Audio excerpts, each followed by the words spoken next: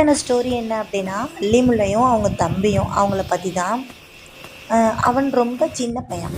உலகம் அவனுக்கு பள்ளி, பை, பசி அவ்வளோதான். ஆனால் அவனோட உலகமாக இருந்தது ஒருத்தி.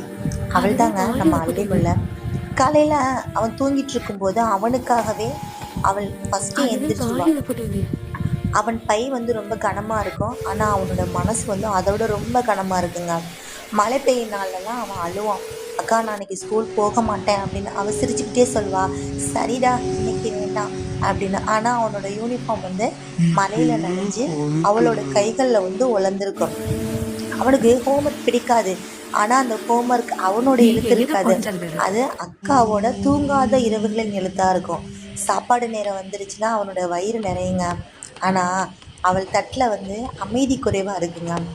அவன் கேட்டாலும் நான் சாப்பிட்டேன்டா அப்படின்னு சிரிச்சுக்கிட்டே சொல்லுவாங்க. இதுதாங்க ஏழ்மையாக இருக்க பொண்ணுங்களோட நிலைமை. அம்மா இல்லாத பொண்ணுங்களோட நிலைமை இதுதாங்க. அவன் சின்ன பையன் ஒரு நாள் தூங்கும்போது சொன்னான், அக்கா நான் பெரியவனானா உனக்கு நான் எல்லாமே வாங்கி தருவேங்க்கா, உன்னை நல்லா பார்த்துக்கிருவேங்க்கா அப்படின்னு. அவன் நெற்றியில் முத்தமிட்டு சொன்னான், நீ நல்லா படித்தா எனக்கு அது போதும்டா, வேறு எதுவுமே வேணாண்டா அப்படின்னு அல்லிமுல்லை சொன்னான். அவன் சின்ன வயசு தாங்க.